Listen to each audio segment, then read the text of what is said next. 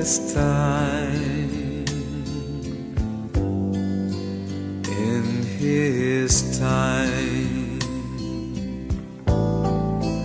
he makes all things beautiful in his time. Lord, please show me every day. Dzina la Atate ndi la Mwana ndi la Mzimu Woyera. Amen.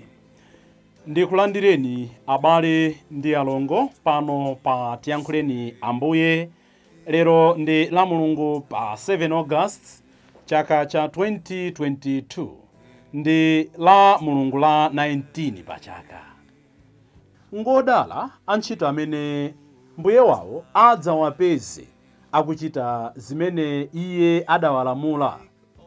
Tikuyamba Mulungu wa 19 lero ndi mawu akutichenjeza poyamba kuti tizikhala maso, kachiwiri tizichita zimene ife tikuyembekezeka kuchita.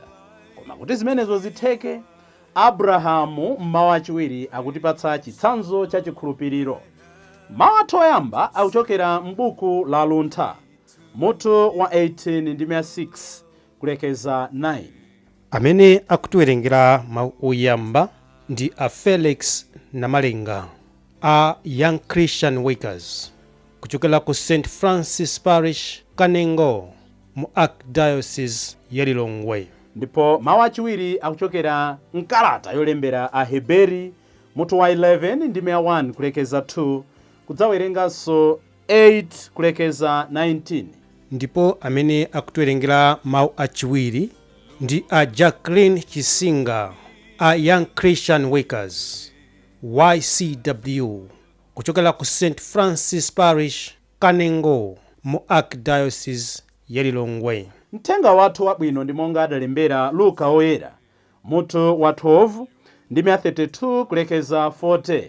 Ndipo amene akutiwerengera mthenga wabwino komanso kutigawira mawu ndi Father Francis Damaseke, National Coordinator for Catholic Social Communications and Research Commission ku ECM. Tiyena abale tisinkhesinkhe limodzi. Mawu oyamba. Usiku uja umene Mulungu adadzatulutsa Aisraeli ku Igupto, adawapeza ali kucheza ndi kupemphera poyembekezera chipulumutso chimene iye adawalonjeza. Mawu a m'buku la Luntha.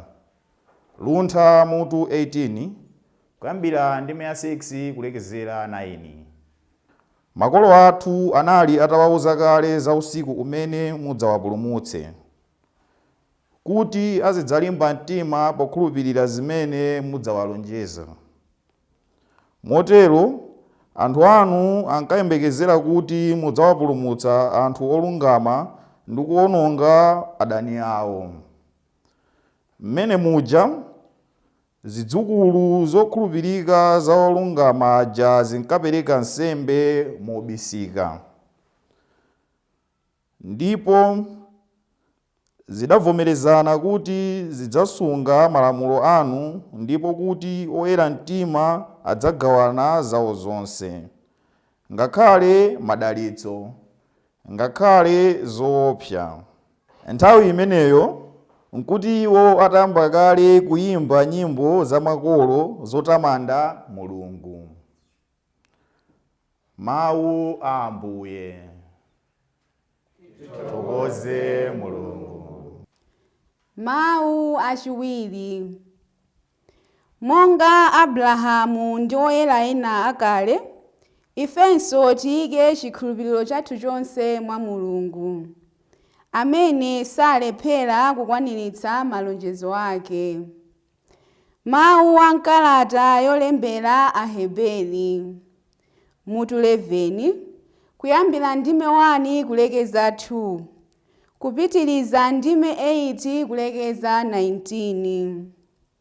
Abale, kukhulupirira ndiko kusakayika konse pa zinthu zimene tikuziyembekezera, ndiponso kutsimikiza kuti zinthu zimene sitiziona zilipo ndithu.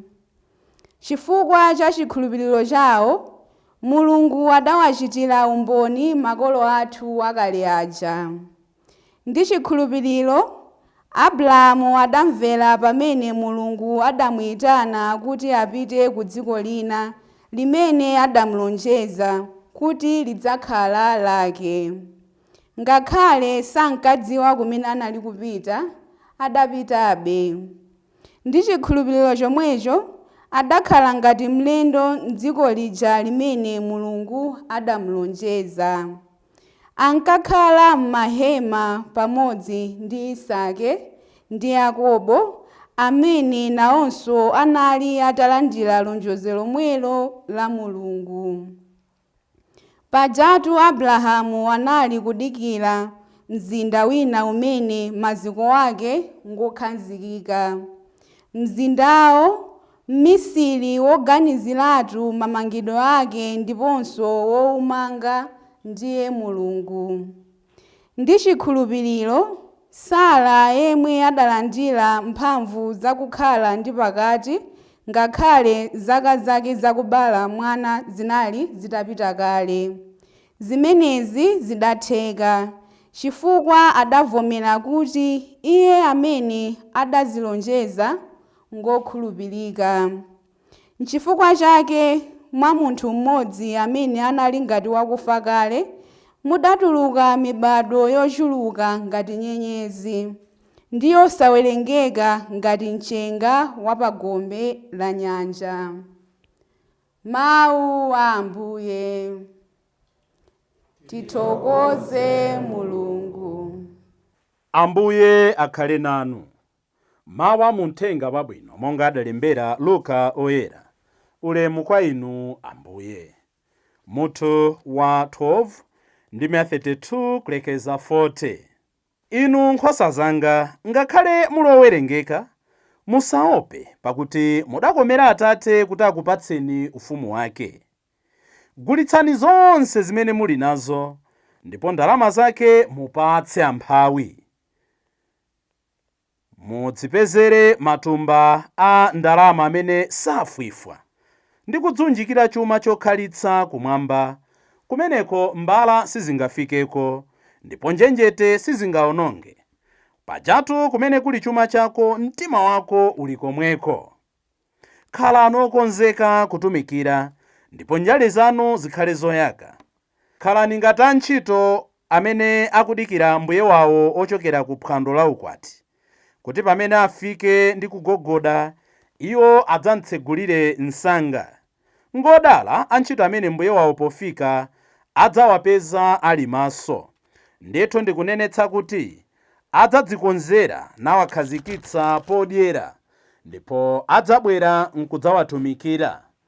Ngodala antchito amene mbuye wawo adzawapezedi ali choncho pamene iye adzafike, ngakhale pakati pa usiku kapena kuli pafupi kucha. Koma kumbukirani kuti mwini nyumba akadadziwiratu nthawi yoti mbala ifika, sibwenza atalola kuti ithyole nyumba yake. Choncho inunso khalani okonzeka, pakuti Mwana wa Munthu adzabwera pa nthawi imene simukuyembekeza. Mthenga wa Ambuye. Ulemu kwa inu Ambuye Yesu Khristu. Kumvetsera mawu a masabata awiri apitawo ndi kulumikizana ndi mawu a sabata ino, tikuona kugwirizana kwathunthu. La Mulungu la 17 Ambuyenso amatiphunzitsa kupemphera. Tiphunzitseni kupemphera. Ndipo tinaona mu Uthenga Wabwino tikuchita pemphero la Atate athu. Ndipo mawu oyamba tsiku limenelo tinamva munthu wopemphera kuti amatani. Ndiye tinaona Abrahamu akupempherera mzinda wa Sodomu ndi Gomora kuti Mulungu awukhululukire.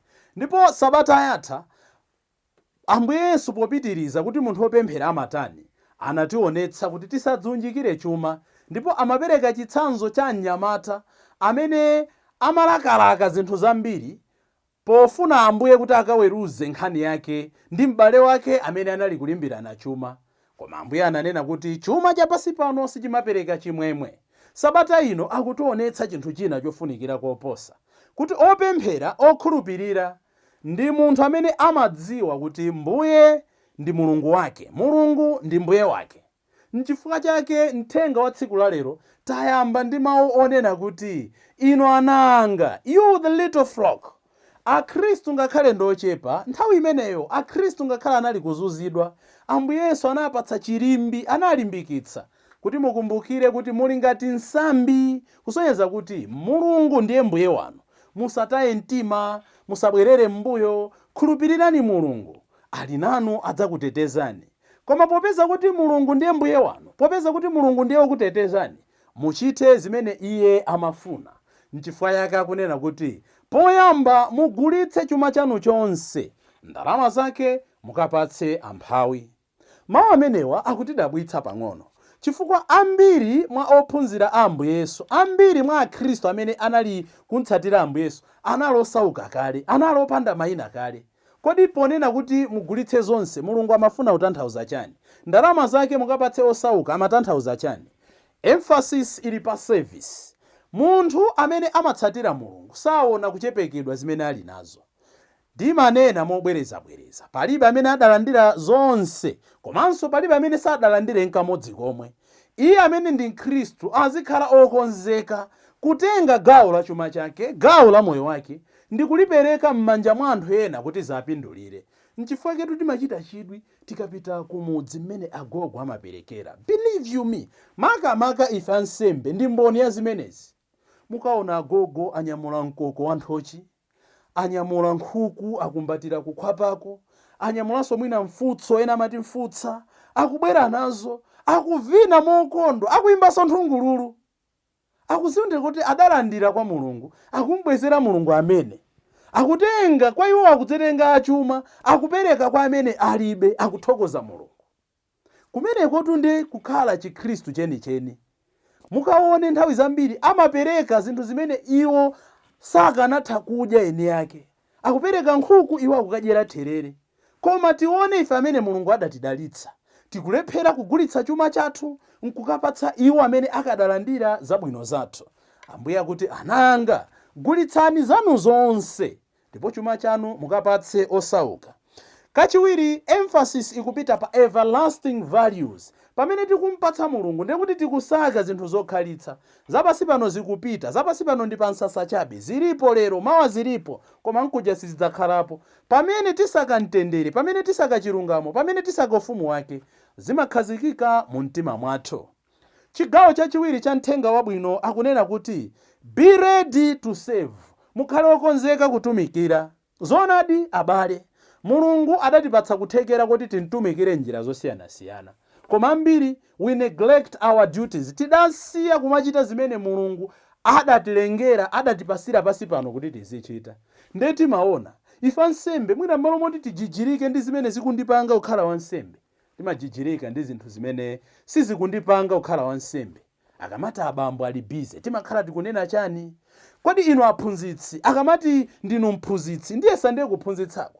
Koma mukaona kuti aphunzitsa ambiri timakangalika mwina pa zinthu zina, tima business tina, inde titonena kuti salary ndiyochepa. Koma tikaone kuti timakalimbikira ku part time kooposa mmene tingalimbikirire mwina ku ntchito imene tidalembedwa. Chimodzimodzi kanda anesi, chimodzimodzi inu ndi anzathu a polisi. Kodi ntchito imene mumalimbikira ndi imene mudalowera upolisi? Tidzifunse kuti kodi ndife okonzeka kutumikira monga mmene mbuye wathu amayembekezera? Dzimvere muntolo, kadziwa mwini ukhale mkhuto wafulo. Ambiri kukamba zona tatayirira maudindo wathu. Lero Ambuye akuti tikhale okonzeka, ndipo akuti ndi odala wantchito amene Ambuye adzampeze akuchita zimene iye adamuwuza kuti azichita. Ndikayang'ana moyo wanga, atati Ambuye akodola lero, andipeza ndikuchita zimene ndimenera kuti ndizichita. Mukuchita chani tsiku la lero? Mwachita chani nsabatayi? Muchita chani nsabata imene ikubwera? Tiye tizipanga zomukondweretsa Mulungu. Kumapeto kwa zonse akunena kuti tsono mukhale tcheru. Mukamatumikiramo, mukamadikira tsiku la Ambuyero, mukhale tcheru. Tcheru libwera bwanji? Poyambirira, find fulfillment, find joy. Kuti zimene ndikupangazo ndizipezamo chimwemwe. Ndikati ndikulalika ndizimva kukoma ndiulalike. Ndikati ndikutsogolera nsembe ya misa ndizimva kukoma ndi nsembe ya misa. Inu amene ndi aphunzitsi, mukati mukuyigwira ntchito ija muzimva kukoma. Choko chija chizichita kulira pa bodi kuti aphunzitsi akumva kukoma. Osati nthawi zonse chinsunamo. Kandi no afumu kumudzi. Find joy. Mwachitsanzo, chimwemwe chachikulu chimene wansembe amachipeza sikupatsidwa ndalama ayi. Ndalama ndiyofunikira chifukwa imayendetsa zonse, imayendetsa moyo wathu wa tsiku ndi tsiku, koma chimwemwe chachikulu chimene wansembe angachipeze, chimene ife timachipeza, ndi pamene tithandiza munthu uja nkudzanena kuti bambo mudandithandiza. That's the greatest joy of every priest, showing Christ to anybody. Ndiye kunena kuti muzipeza chimwemwe muzimene mukuchita. Chachiwiri akuti mukhale okonzeka kudikira mbuye wanu. Kudikira nkowawa, kudikira nkotopetsa. Ena mu nthawi yodikira amagona tulo, ena mu nthawi yodikira amatayirira, monga tinamvera mfanizo lina kuti anayamba kumenya anzake. Ena mu nthawi yodikira amalowerera. Ambuye Yesu akuti tikhale okonzeka nthawi imene tikudikira, tikhale tidzipatse bize titaketake. Maulaliki osewa atu, mabungo osewa amu mpingo, kupemphera konseku nkuti tikhale bize pamene tikudikira tsiku la Ambuye. Koma kuti kudikira kwathu kukhale kwa phindu, kuti kutumikira kwathu kukhale kwa phindu, nde mawu achiwiri amene achokera mkalata ya Aheberi akutipatsa kuti tikhale anthu achikhulupiriro. Ndipo afotokoza the definition kuti akati chikhulupiriro ndi chani. Kalata ya kwa Aheberi ikutipempha kuti tikhale anthu achikhulupiriro, chifukwa chikhulupiriro chimenechi nchimene chidathandiza makolo athu akupereka chitsanzo cha Abrahamu ndi mkazi wake Sara, kuti ndi chikhulupiriro adatha kugonjetsa mikwingwirima, ndi chikhulupiriro adatha kutumikira, inde adalonjezedwa mpulumutsi Mesiya, ngakhale sadamuone adakonzekeretsa anthu ena kuti akalandire mphotho ya chipulumutso. Anthu amene ali ndi chikhulupiriro amakonzekeretsa tsogolo la anthu ena. Anthu amene alibe chikhulupiriro ndi amene amadula mitengo osadzala ina. Anthu amene alibe chikhulupiriro ndi amene amadya zimbe mu msewu nkumangotaya. Anthu amene alibe chikhulupiriro ndi anthu amene amagwiritsa ntchito makala koma alibe ndi mtengo umodzi omwe m'munda mwawo. Anthu amene alibe chikhulupiriro ndi amene amaononga zinthu osazibwenzera. Tikati chikhulupiriro ndiye kuti kusakayika konse pa zinthu zimene tikuziyembekeza, ndiponso kutsimikiza kuti zinthu zimene sitikuziona zilipo ndithu. Pokhala ndi chikhulupiriro, makolo athu akale aja adaonetsa kuti ankakondwera nawo. Lero pamene tikudikira tsiku la Ambuye, lero pamene Mulungu akutipempha kuti titumikirane wina ndi mnzake, lero pamene Mulungu akutipempha kuti tizichita zimene Iye akuyembekeza podikira tsiku la Ambuye, nkumakhala maso monga amakhalira mwini nyumba kudikira kuti wakubasa ononge, tikhale anthu achikhulupiriro. Tentapempha Ambuye tsiku la lero atithandize kuti m'malo mwa madera nkhawa tipeze chimwemwe mu utumiki wathu.